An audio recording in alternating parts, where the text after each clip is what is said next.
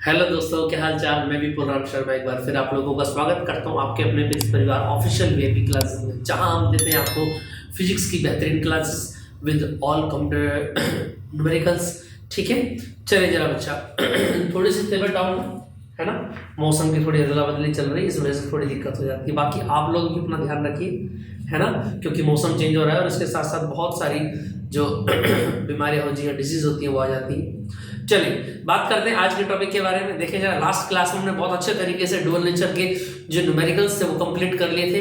पूरा चैप्टर मैंने आपको बहुत बढ़िया तरीके से पढ़ाया है और मेरी रिक्वेस्ट है सभी बच्चों से कि पहले पीछे से क्लासेस अपनी कंप्लीट करते हुए आइए, तब आगे की क्लासेस अपनी रेगुलर रखिए। ठीक है, बाकी जो बच्चे आज से हमारे साथ जुड़े हैं वो आज से यही चीज को रेगुलर लेके चलेंगे, क्योंकि नया एकदम फ्रेश टॉपिक यहाँ पर आ रहा है, नया चैप्टर स्टार्ट होगा जिसका नाम है एटम, हिंदी में बोले तो परमाणु। ठीक है, चलिए हिंदी वाले हिंदी पर ध्यान देंगे, अंग्रेजी वाले अंग्रेजी पर ध्यान देंगे।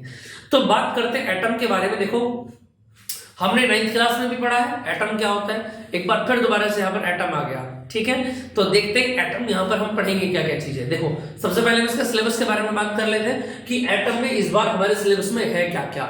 ठीक है, फिर उसके बाद एटम के बारे में पढ़ना स्टार्ट करेंगे। देखिए चलो, आपकी स्क्रीन पर दिखाई दे रहा होगा आपको। अगर मैं बात करूं, फर्स्ट पॉइंट यहाँ पर क्या है, देखेंगे जरा, syllabus of chapter alpha particles scattering experiment. ठीक है जी, उसके बाद रदरफोर्ड्स मॉडल ऑफ एटम आ गया, बोहर्स मॉडल ऑफ हाइड्रोजन, दोनों के हाइड्रोजन के एटम जो है मॉडल जो है एटम के आपके सिलेबस में रदरफोर्ड भी और बोहर भी। यहां से डिफरेंस भी पूछ लिया जाता है कि बोहर और रदरफोर्ड में क्या क्या डिफरेंस है। ठीक है, देखेंगे जरा आगे।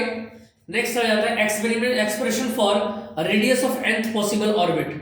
ठीक है, चले velocity and energy of electron in the orbit. और नेक्स्ट बात है हाइड्रोजन स्पेक्ट्रम। ठीक है, हाइड्रोजन स्पेक्ट्रा या स्पेक्ट्रम की बात है, क्वालिटेटिव ट्रीटमेंट ओनली। ठीक है, चलो, तो ये 6 टॉपिक हम लोगों को इस चैप्टर में पढ़ने हैं और बहुत ही मजेदार तरीके के साथ 2 लेक्चर में मैं इस वीडियो कंप्लीट चैप्टर को कंप्लीट कर दूंगा। ठीक है, 2 चैप्टर से ज्यादा लगेगा नहीं। ठीक है, थोड़ी वीडियो हो सकता है लेंथी हो जाए, लेकिन आप ऐसा डरा मत करो, और अगर कोई वीडियो लेंथी होती है तो उसको पढ़ने में या देखने में, ठीक है, आपकी मर्जी। आप थोड़ा सा स्पीड को, आप जो बटन होता है साइड में उसको दबा के थोड़ी स्पीड को आप आगे कर सकते हैं। ठीक है, चलिए बच्चा, तो बात करते हैं एटम के बारे में। अगर मैं बात करूं परमाणु के बारे में, तो देखिए जरा, सबसे पहले जो मॉडल दिया था तो किसने बताया था, थॉमसन ने परमाणु के बारे में बताया था। और इसको मैं भी क्लियर करूंगा, मैं तीनों आपको पढ़ाऊंगा, थॉमसन भी पढ़ाऊंगा और रदरफोर्ड भी पढ़ाऊंगा और बोहर भी कराऊंगा। ठीक है, सिलेबस में हालांकि हमारे रदरफोर्ड और बोहर ही है। ठीक है, इससे कोई दिक्कत नहीं है, ज्ञान थोड़ा ज्यादा मिल जाए कोई फर्क पड़ता नहीं है ना। हमें पता होनी चाहिए कि बात स्टार्ट कहां से हुई है। ठीक है, बोहर से पहले कौन थे, रदरफोर्ड, और रदरफोर्ड से पहले कौन थे, थॉमसन थे। ठीक, चले बात करते हैं आगे। देखो, एटम का मतलब क्या होता है, परमाणु का मतलब क्या होता है। देखो, कोई ना, जितने भी एलिमेंट्स होते हैं, ऑल द एलिमेंट्स, जितने भी एलिमेंट हमें चारों तरफ अपने दिखाई देते हैं, सारे के सारे एलिमेंट्स जो होते हैं कुछ विजिबल पार्टिकल से मिलकर बनते हैं।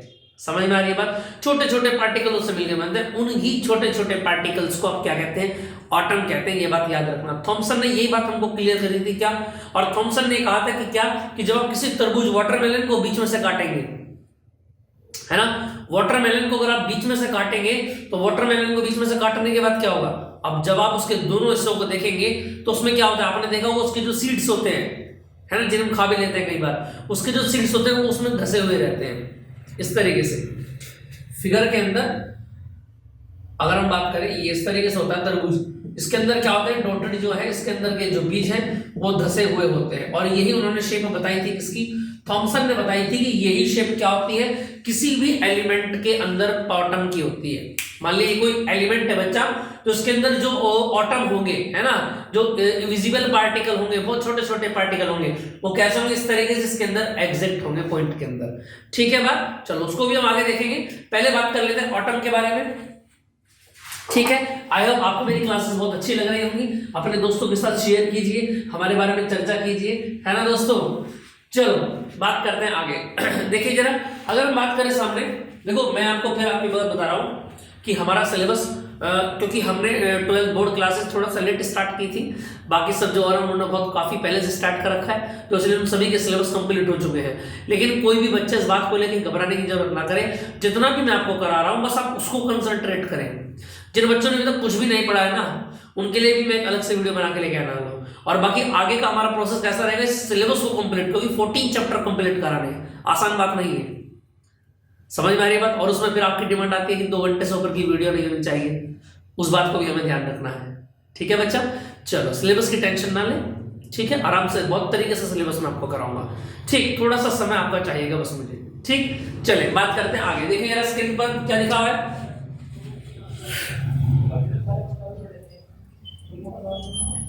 अगर हम बात करें स्क्रीन पर देखिएगा, all the element consist of a very small invisible particle. Particle कैसे होते हैं, इनविजिबल पार्टिकल होते हैं जिनको आप देख नहीं सकते, ठीक है, are called atom. Invisible particles को आप क्या कहते हैं, याद रखेंगे, मैं फिर आपको बता रहा हूं,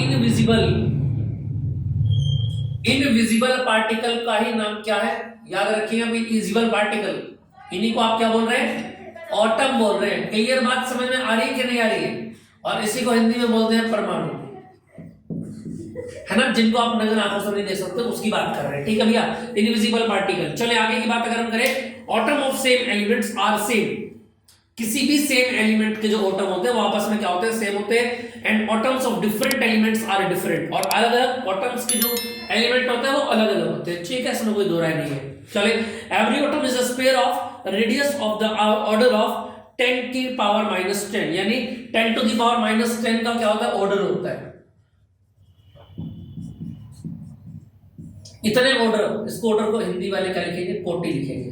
कहने का मतलब यह है कि उसका जो साइज होता है वो इसके लमसम होता है 10 की पावर -10 मीटर के, in which entire mass of uniformly distributed and negative charge elements electron revolve around the nucleus. यानी इससे ये जो शेप है, इस शेप के सराउंडिंग एरिया में इलेक्ट्रॉन क्या करते हैं, रिवॉल्व करते हैं बच्चा।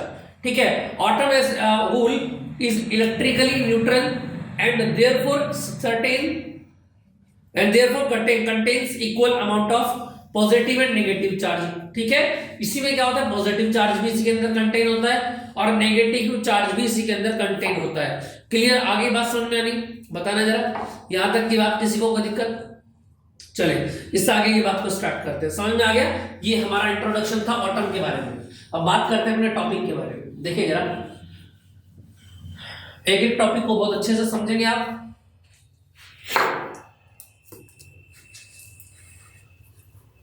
देखेंगे, अब बात करते हैं आगे next,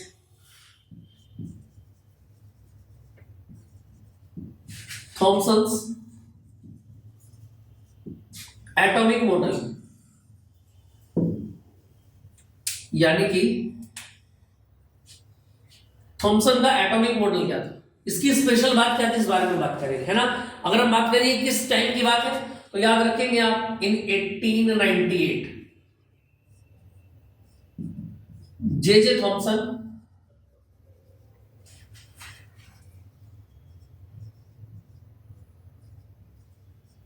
proposed a model about two invisible particle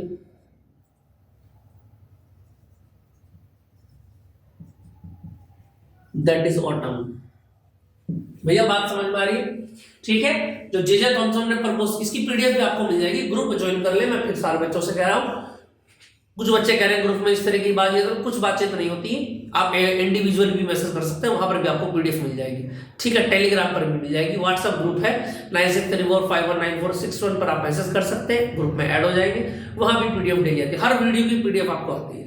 समझ में आ रही है, घबराने की कोई बात नहीं है। चले बात करते हैं। अच्छा, इसके साथ साथ में एनसीईआरटी जो सोल्यूशन होता है वो भी मैं हर वीडियो का डाल देता हूँ। समझ में आ रही है, जैसे डुअल नेचर हमारा कंप्लीट हुआ है ना, और 10th में आपने देखा है कार्बन एंड इट्स कंपाउंड हमारा कंप्लीट होने वाला है। ठीक है, एक दो वीडियो लेक्चर और रह गए उसके, एथेनॉल वगैरह के, एसिटिक एसिड के। ठीक, उसको कराने के बाद मैंने अभी कल उसमें एक वीडियो पीडीएफ अपलोड की थी, जिसमें क्या था, एनसीईआरटी का फुल सॉल्यूशन था।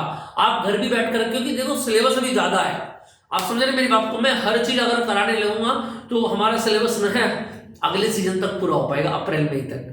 ठीक है, तो थोड़ा बहुत काम आपको भी करना होगा, बाकी सारा काम मैं करूंगा, मैं फिर आपसे ही कह रहा हूं। क्लियर बात समझ में आ रही है या नहीं आ रही है, बताना जरा।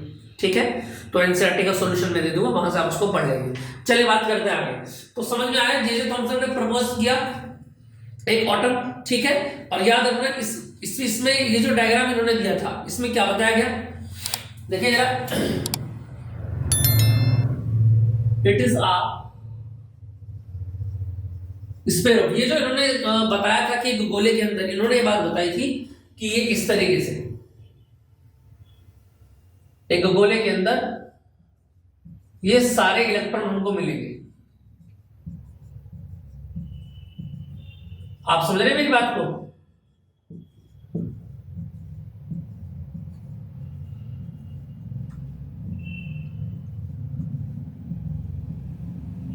इस तरीके से इलेक्ट्रॉन आपको मिलेंगे। क्लियर बात समझ में आ रही है कि नहीं आ रही? और ये जो खाली एरिया होगा इसको बोलेंगे positively charge medium. Positively charge medium. इतनी बात समझ में आ रही है? ये जे थॉमसन ने हमको बताया था, और ये बताया था कि जो स्पेयर है ना, ये स्पेयर कैसा होगा? ऑफ पॉजिटिवली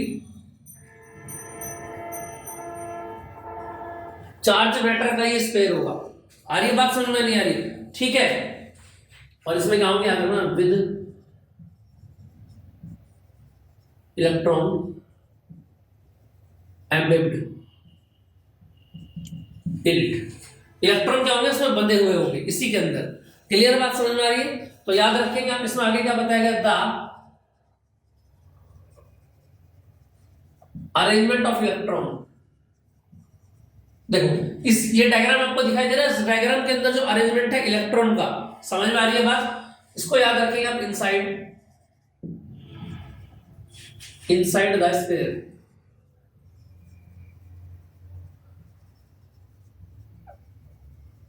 कंटिन्यूसली चार्ज, यानी ये जिसके अंदर का जो एरिया है ये कैसा है? ये कंटिन्यूसली कैसा होगा? Charge positively. ये पॉजिटिवली कैसा होगा? चार्ज एरिया होगा। आ रही है कि नहीं आ रही है बात समझ में? इतनी बात क्लियर है? समझ में आ रही है बात? और कैसा चार्ज पॉइंट है इसको लिख लेंगे, is similar to that watermelon which has seeds inside it। आ रही नहीं आ रही बात सुन? यानी कि एक वाटरमेलन की, जिस तरीके से किसी वाटरमेलन में आप इसकी शेप भी बना सकते हैं वाटरमेलन की, है ना, जैसे कि किसी वाटरमेलन के अंदर उसके बीज रखे हुए होते हैं, बिल्कुल वैसे ही पर किसी भी एलिमेंट के अंदर उसके एटम होते हैं। क्लियर बात सब? और उस एटम में क्या होता है? इलेक्ट्रॉन्स रखे रहते हैं। क्लियर आ गई बात समझ में? समझ में आ गई बात? समझ में आ गई बात? यहां तक किसी को कोई दिक्कत? अच्छा याद रखना, इसको प्लम पुडिंग, प्लम भी कहते हैं। वाटरमेलन भी हो सकता है, प्लम भी हो सकता है, दोनों का एग्जांपल एक ही है, तो इसको प्लम पुडिंग मॉडल भी कहा जाता है।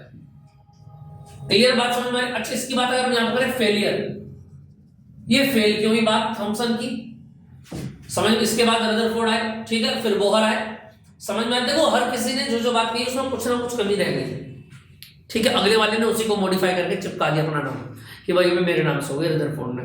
फिर रदरफोर्ड की जो कमियां थी वो बोहर ने ठीक ठाक करी और उसी के बॉर्डर के ऊपर उसका नाम हटा के चिपका दिया अपना नाम। समझ में आ रही है? बोहर का मॉडल। बाकी तो सारी चीजें सेम है, थोड़ा बहुत था इसमें कंस्ट्रक्शन में चेंज है, ठीक है। और इन्होंने जो यहाँ पर डिफाइन की चीजें उसमें थोड़ा सा डिफरेंस है। फेलियर क्या था? देखो फेलियर ये था क्या? This could not explain alpha.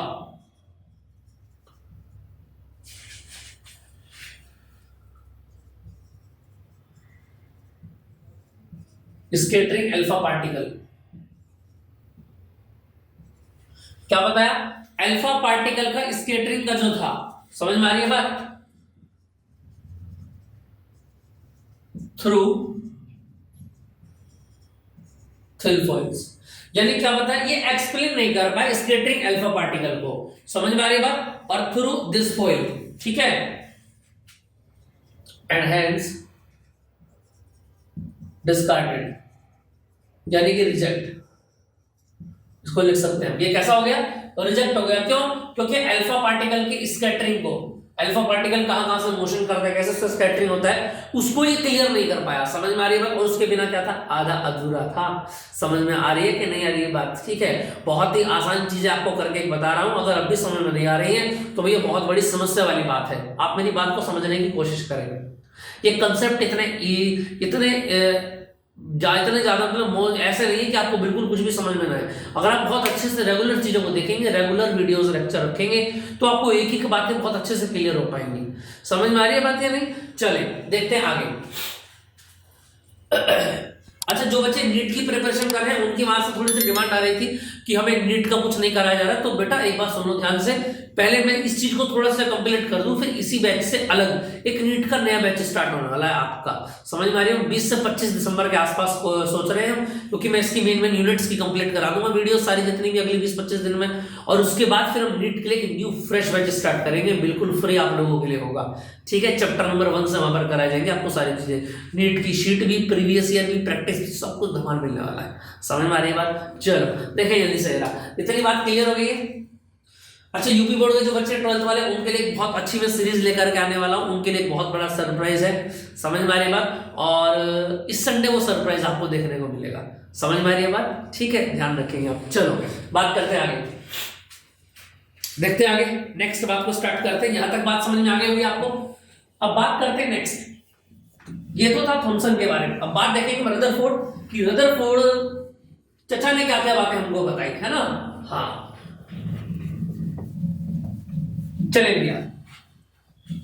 अगर मैं रदरफोर्ड की बात करूं तो रदरफोर्ड की बहुत सारी बातें गलत सिद्ध हुई, है ना, जिनमें से एक एक करके मैं आपको चीजें बताता हूं सारी। ठीक है, चलिए जरा हेडिंग लगाएंगे आप।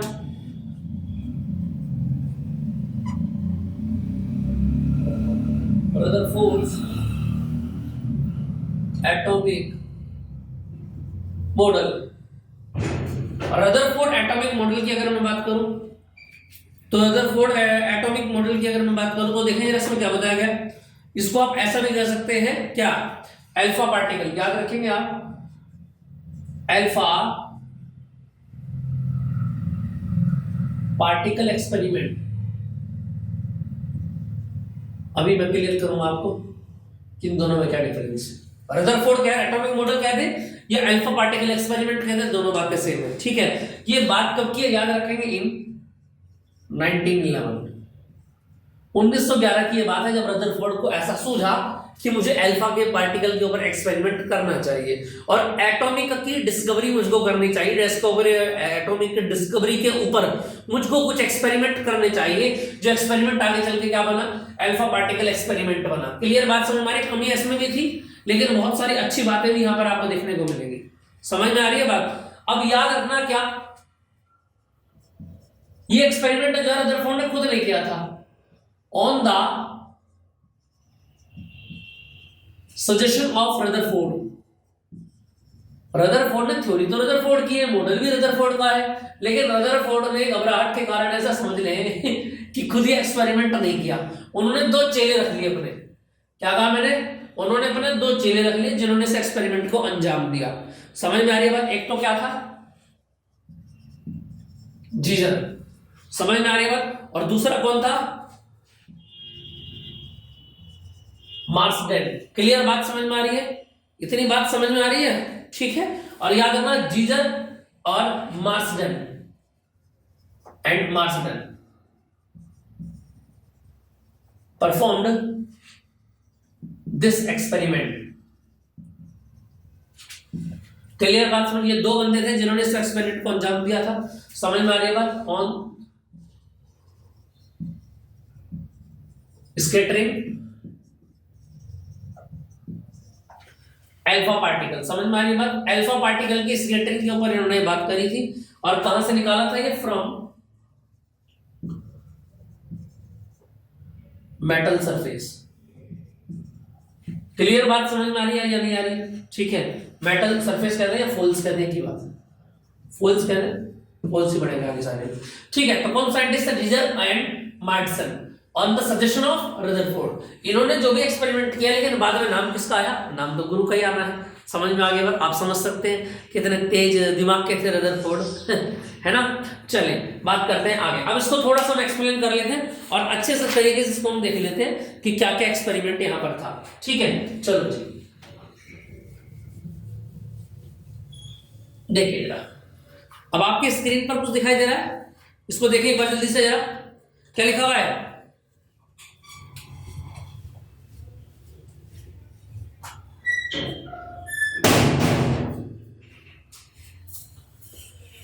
देखिए क्या लिखा हुआ है, एक्सपेरिमेंटल अरेंजमेंट, दिखाई दे रहा है सभी को? चलो जी अब इसको देख लेते हैं धीरे धीरे जरा, क्या क्या एक्सपेरिमेंट यहां पर, फिर उसके बाद मैं इसका डायग्राम आपको दिखाऊंगा और इसकी थ्योरी आपको कंप्लीट कराऊंगा। देखिए जरा, अब बात एक्सपेरिमेंटल अरेंजमेंट की अगर मैं बात करूं तो देखना बच्चा यहां पर क्या बात है, सामने देखेंगे ध्यान से, क्या क्या लिखा हुआ है? A collimated beam of 5.5 mm of alpha particles were allowed to fall on। इतना जो अल्फा पार्टिकल्स का बीम है वो डाला गया किसके ऊपर? 2.1 into 10 to the power -1 metre thin gold foil, एक गोल्ड फॉइल है, पतला है बहुत ज्यादा, इसके ऊपर ये डाला गया है। The scattered alpha particles produced scintilligation on a zinc sulfide screen which was counted at the different angles theta from the direction of the beam।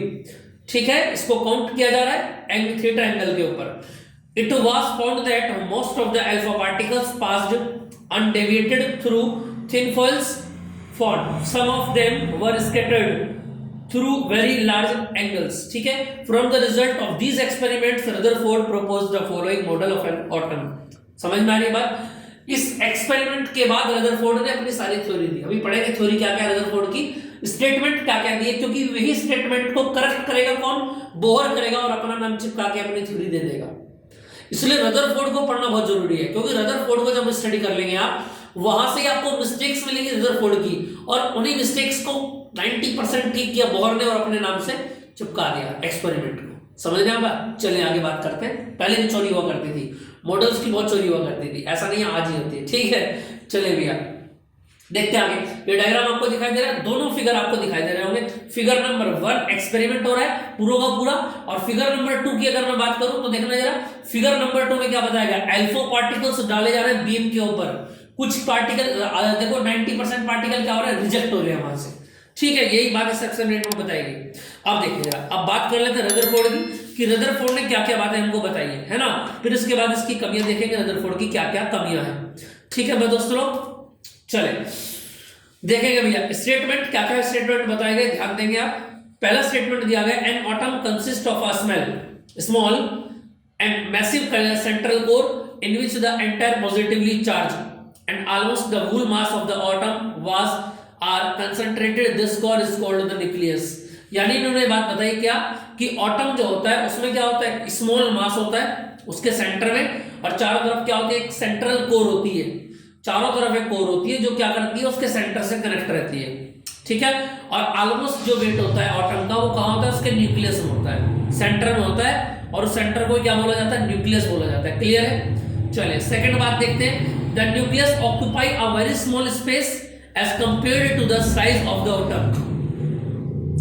यानी कि न्यूक्लियस जो है उसमें क्या होगा? ए वेरी स्मॉल स्पेस होगा as compared to the size of atom. Nucleus के अंदर का जो एको प्लेस होगा वो कैसा होगा? बहुत ज्यादा स्मॉल होगा। समझ में आ रही है बात? एटम के साइज के अकॉर्डिंग। देखिए जरा नेक्स्ट थर्ड पॉइंट की अगर मैं बात करूं, the atom is surrounding by a suitable number of electrons so that their total negative charge is equal to the total positive charge. मतलब न्यूक्लियस के ऊपर जितना प्लस चार्ज होता है उतना ही माइनस चार्ज होता है, इसलिए न्यूक्लियस क्या होता है? न्यूट्रल माना जाता है। क्लियर है? And the atom as whole is electrically neutral. Atom को क्या बोला रदरफोर्ड ने? याद रखेंगे आप, ये बहुत इंपॉर्टेंट पॉइंट है, इसको अंडरलाइन कर लेंगे आप। रदरफोर्ड ने क्या बताया कि वूल जो है, जो वूल न्यूक्लियस है वो क्या है? इलेक्ट्रिकली न्यूट्रल है। ये बात किसने कही थी? ये बात रदरफोर्ड ने की थी। समझ में आ रही है बात? चलिए इससे आगे की बात को स्टार्ट करते हैं। नेक्स्ट बात देखिए आप, क्या बताया गया? Number 4 point, the electrons revolve around the nucleus in various orbits just as planet revolve around the sun. The centripetal force required for these revolutions is provided by the electrostatic attraction between the electrons and nucleus। यानी ये बात बताई गई क्या कि जो centripetal force है वो किस किस के होगा, इलेक्ट्रॉन के होगा और सेंटर के अट्रैक्शन के बीच में होगा, ठीक है। This model could not explain the stability of atom because according to classical electromagnetic theory, the electrons revolving around the nucleus must continuously radiate energy in the form of electromagnetic radiation and hence it should fail into the nucleus. Clear बात समझ में आ रही है? तो ये theory क्या थी, कुछ हद तक फेल मानी गई। कुछ आ रही है बात समझ में कि नहीं आ रही है, बताना भैया जरा। समझ में आ रही है बात, क्लियर बात समझ में आ रही है, ठीक है। तो देखिए यार नेक्स्ट अगर आगे अभी बात करूं मैं, अब देखो यहां से एक बात ध्यान रखिए,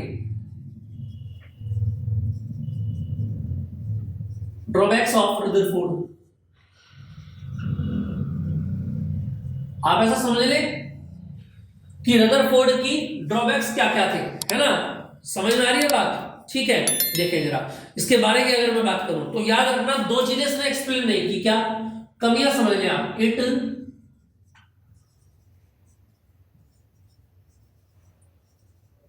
कुड नॉट एक्सप्लेन। यहां पर दो चीजें एक्सप्लेन नहीं की गई, कौन कौन सी, पहली बात तो ये थी स्टेबिलिटी ऑफ एटम, कि एटम की स्टेबिलिटी नहीं होती है, ये बात यहां पर इन्होंने एक्सप्लेन है, इसके बारे में कोई बात बताई ना, एक्सप्लेन की गई। और उसके बाद एटम जो होता है वो कैसा होता है, लाइन स्पेक्ट्रम, जबकि ऐसा कंफर्म नहीं है। दोनों ही क्या थे, इसके ड्रॉबैक्स थे। समझ में आ रही है बात, जिनको पकड़ा किसने, बोहर ने, और अपनी थ्योरी बना डाली। क्लियर बात समझ में आ रही है? तो ड्रॉबैक्स आपको क्लियर हो गए, रदरफोर्ड का मॉडल भी क्लियर हो गया आपका बच्चा। अब बात करते हैं आगे, देखिए जरा कुछ पॉइंट्स यहां से मिलेंगे जिनको हम देखेंगे। देखो जी नेक्स्ट पॉइंट की अगर मैं बात करूं, यहां से ध्यान रखेंगे आप, distance of closest approach, distance of closest approach. आ रही है बात समझ में? यानी कहने का मतलब ये है, देखना यार यहां से अगर मैं आपको क्लियर करूंगा, when alpha particle of mass m and velocity v, particle का मास कितना माना m और वेलोसिटी कितनी ली है v। समझ में आ रही है बात, ठीक है। और ये क्या कर रहा है, moves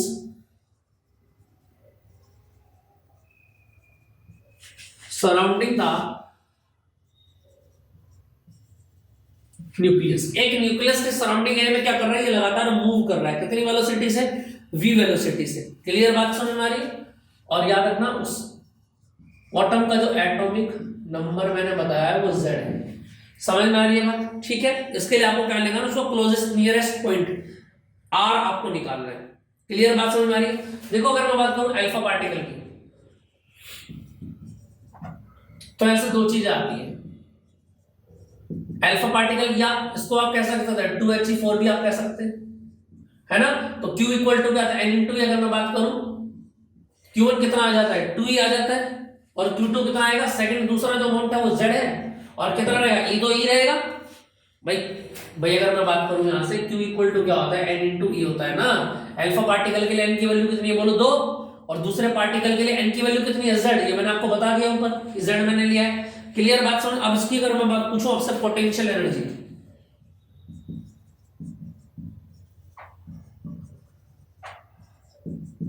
चार्जेस की पोटेंशियल एनर्जी कितनी होती है, देखना जरा। अगर मैं E इक्वल टू पूछूं आपसे, कितना, तो बोलो 1/4 pi epsilon not Q1 Q2 upon R।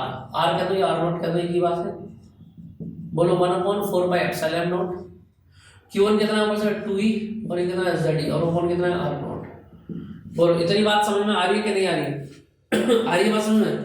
इसको आप ऐसे भी कह सकते हैं क्या, ये 1/4 पाई एप्सिलॉन नॉट क्या हो जाएगा, और R नॉट कितना बन जाएगा, बोलो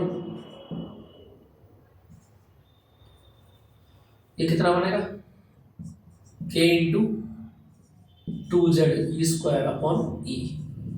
बोलो समझ में आ रहा है कि नहीं आ रहा है? इसको लिख लेना आप यहाँ पर क्या, कि 1/4 पाई एप्सिलॉन नॉट क्या होता है, K के बराबर होता है। आ रही है बात समझ में? ये R नॉट की वैल्यू यहाँ से आ गई। क्लियर है? चलो इसको आप ई कहते हैं या यू भी कह सकते हैं इसको, है ना। आपको याद रखने के लिए यू भी इसको क्यों आपने यूज ही किया, पहले यूज किया था, है ना, जो ऑफलाइन मैचेस थे वहां पर यू यूज किया गया था। क्लियर है। चलिए बात करते हैं आगे। ये आर नोट आ गया। अगर मैं आपसे पूछूं क्या कंजर्वेशन ऑफ एनर्जी, अगर मैं यहाँ पर एक फॉर्मूला लगाता हूं कंजर्वेशन ऑफ एनर्जी, तो कंजर्वेशन ऑफ एनर्जी क्या कहता है कि जो वैल्यू यू की है वही वैल्यू काइनेटिक एनर्जी की होगी। आ रही है कि नहीं आ रही बात समझ में। और काइनेटिक एनर्जी अल्फा की है तो के अल्फा आप इसको कह सकते हो। समझ में आ रहा है कि नहीं आ रहा है। यानी कहने का मतलब ये है कि अगर मैं पूछूं आपसे क्या कि के अल्फा कितना था, बोलो हाफ एम बी स्क्वायर। बोलो इतनी बात होती है नहीं होती है। क्लियर आ रही है ना बात समझ में। के कितना होता है हाफ एम बी स्क्वायर। और देखना जरा, अगर मैं ऐसे पूछूं आपसे देखो कितनी वैल्यू लिखेंगे आप यहां पर, और के ही आप किसको कह रहे हैं, यू को कह रहे हैं, और यू कितनी ऊपर से आई है बताना जरा। अगर मैं ऐसे देखूं के अल्फा इक्वल टू, देखो इस एनर्जी की वैल्यू अगर मैं पूछूं आपसे तो कितनी ऊपर से आ जाएगी, बोलो ऊपर से कितनी वैल्यू आएगी। देखो यहां से अगर मैं बोलूं आपसे यू कितना आ जाएगा, बोलो 2z स्क्वायर अपॉन कितना आ जाएगा, बोलो आर नोट आएगा कि नहीं आएगा। आ रही है बात सुन, 2k भी तो आएगा इसमें, पूरी वैल्यू आ जाएगी 2k। कितना वैल्यू आ जाएगा बताना जरा। के अल्फा इक्वल टू, देखो भाई सुनो ध्यान से, के की वैल्यू फॉर्मूला ये हो गया और यही एनर्जी किसके बराबर है, यू के बराबर है। और यू का मान अगर आप यहां से निकालेंगे तो यू इधर आ जाएगा, आर नोट नीचे आ जाएगा। तो ये पूरी की पूरी वैल्यू के अल्फा की हुई कि नहीं हुई बताना जरा। बोलो 2 का 2 आ गया, के का के आ गया, z स्क्वायर आ गया, और यू इधर चला गया, नीचे कौन आ गया आर नोट आ गया। पूरा का पूरा ऐसा कैसे हो गया, समझ में आ रही है बात। और ये क्या बन गया आपका फॉर्मूला बन गया, आर नोट निकाल दो ऐसे। और आर नोट जब इधर जाएगा तो कितना हो जाएगा, बोलो आर नोट इक्वल टू ये हो जाएगा 2k z स्क्वायर अपॉन में कितना आ जाएगा के अल्फा आ जाएगा। ये बात यहाँ पर पूछी गई थी, समझ में आ रही है। इसी को क्लोजेस्ट अप्रोच आप बोलते हैं, डिस्टेंस ऑफ क्लोजेस्ट अप्रोच। आ रही है बात समझ में नहीं आ रही है, ठीक है। एक जगह इसमें एक बात और पूछ रही आती है क्या, अगर आप के अल्फा की भी वैल्यू यहाँ पर रखेंगे, क्योंकि के अल्फा कितना होता है बोलो हाफ एम बी स्क्वायर, जब इसमें रखोगे तो कितना बनेगा आर नॉट इक्वल टू, बोलना जरा रखो ऊपर से कितना बनेगा भाई। ऊपर क्या के जेड ई स्क्वायर तो पहले से ही, नीचे के अल्फा की जगह रखोगे एम बी स्क्वायर और 1/2 ऊपर जाएगा 2 हो जाएगा, तो ऊपर पहले से 2 2 जा 4 हो जाएगा। तो ये भी आ जाता है आंसर, कई बार ये भी आंसर है और ये भी आंसर है। समझ में आ गई बात। यानी ये दोनों आंसर है आपके, इन दोनों को आप ध्यान रखेंगे, कोई भी एग्जाम में लगाना पड़ सकता है। चलो बात इतनी बात समझ में आ गई, क्लियर है बात। चलो एक दो पॉइंट और है इसका, वो देख लेते हैं फिर ये कंप्लीट हो जाएगा। इसका स्क्रीनशॉट आप लेना चाहते हो स्क्रीनशॉट ले सकते हैं। चले भी आगे नेक्स्ट देखो जी,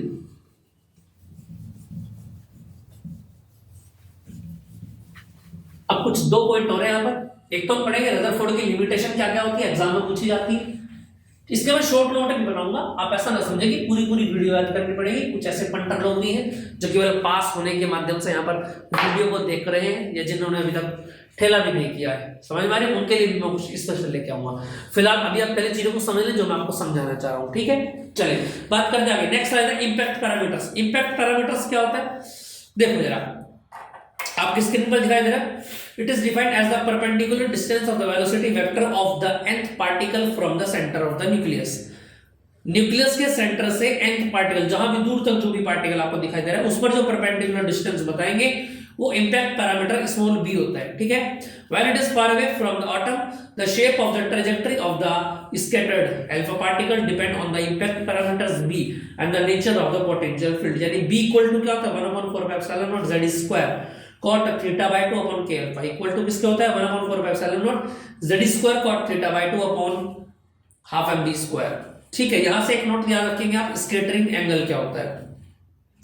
स्कैटरिंग एंगल याद रखेंगे, angle by which alpha particles get deviated from its original path arounding the nucleus is called angle of scattering. यानी जब पार्टिकल आपका एक जगह से उठ के दूसरी जगह पर जाएगा तो दोनों पोजीशन के बीच का जो एंगल है उसी को क्या बोलते हैं, स्कैटरिंग एंगल बोलते हैं। क्लियर है, यहां तक किसी को कोई दिक्कत। चलो जी अब आगे की बात आ जाती है। देखिए बच्चे जरा नेक्स्ट पॉइंट आ जाता है लिमिटेशंस ऑफ रदरफोर्ड मॉडल, ठीक है। तो देखेंगे ना लिमिटेशन क्या क्या होती है, दो लिमिटेशन है यहाँ पर, दोनों ही बहुत ज्यादा इंपॉर्टेंट है। ध्यान देंगे आप क्या क्या दी गई है। देखो क्या क्या दिया गया लिमिटेशन के बारे में देखें जरा। An electron revolving around the nucleus is under continuous acceleration towards the center. It should continuously lose energy and move in the orbits decreasing radius. It should collapse into nuclei. यानी कहने का मतलब ये है कि रदरफोर्ड ने बताया था कि जब भी कोई पार्टिकल मोशन करेगा, जब भी कोई पार्टिकल क्या करेगा, जब भी कोई पार्टिकल मोशन करेगा अराउंडिंग द न्यूक्लियस, है ना, तो क्या होगा, उसने बात बताई थी कि वो लगातार क्या होता है, कंटिन्यूअसली न्यूक्लियस के सराउंडिंग, देखो कोई भी न्यूक्लियस के सराउंडिंग इलेक्ट्रॉन जो है लगातार मूव करता रहता है, समझ में आ रही है? और इलेक्ट्रॉन जब मूव करता है तो अपने अंदर से एनर्जी को निकालता है। यह बात रदरफोर्ड ने हमको बताई थी और ये बात बिल्कुल गलत है, क्योंकि अगर हम इस बात को मान के चले, ये बोहर ने बताई थी बात, हालांकि आगे पढ़ेंगे हम, लेकिन बोहर ने इसका सॉल्यूशन बताया था कि पार्टिकल अगर लगातार एनर्जी निकालता रहेगा तो क्या होगा, क्या आएगा, थर्ड से सेकंड ऑर्बिट में आ जाएगा। भाई कमजोर होगा तो नीचे गिरेगा आदमी, और सेकंड से फर्स्ट में आ जाएगा, फर्स्ट से कहां जाएगा, और ये कोलैप्स कर लेगा न्यूक्लियस के साथ में। ये हमने ड्रॉबैक्स में लिमिटेशन बताई है, समझ में आ रही है बात? तो ये बात यहां पर क्लियर की गई है, ठीक है। रदरफोर्ड इस बात को ही पकड़ लेगा बोहर, ठीक है, और अपनी बात को चिपका देगा। चलिए बात करते हैं आगे। Rutherford's model can't explain the stability of an atom, समझ में आई बात? सेकंड बात की अगर मैं बात करूं, देखिए जरा सेकंड पॉइंट क्या, an electron can revolve in the orbits of all possible radius, so it should emit a continuously spectrum, but an atom like hydrogen always emits a discrete line spectrum. line spectrum क्या होता है, जो path होता है electron का एक्सक्लेरेशन का, वो कैसा होता है, इसमें स्पाइरल पाथ होता है, समझ में आ रही है? मतलब लाइन स्पेक्ट्रम नहीं होता है, क्लियर है? ये बात यहां पर बात की गई, ठीक है। चलो इतनी बातें आपको क्लियर आ गई होंगी। तो बच्चों आपको आज की क्लासेस हमारी कैसी लगी, इसको लिखना ना भूलें, कमेंट बॉक्स में कमेंट जरूर करें आपको क्लास कैसी लग रही है, और बहुत अच्छा लगेगा आप अगर ज़्यादा से ज़्यादा इन लोगों इस चीज़ को शेयर करेंगे। आप अप्रिशिएट बहुत अच्छे से कर रहे हैं और बड़ा दिल खुश होता है जब बच्चों के मैसेज आते हैं अलग अलग से, ठीक है। तो ऐसे ही हमारे साथ बने रहिए और बस अपनी तैयारी में लगे रहिए, मिशन 2023 अब दूर नहीं है, ठीक है। जय हिंद, जय भारत।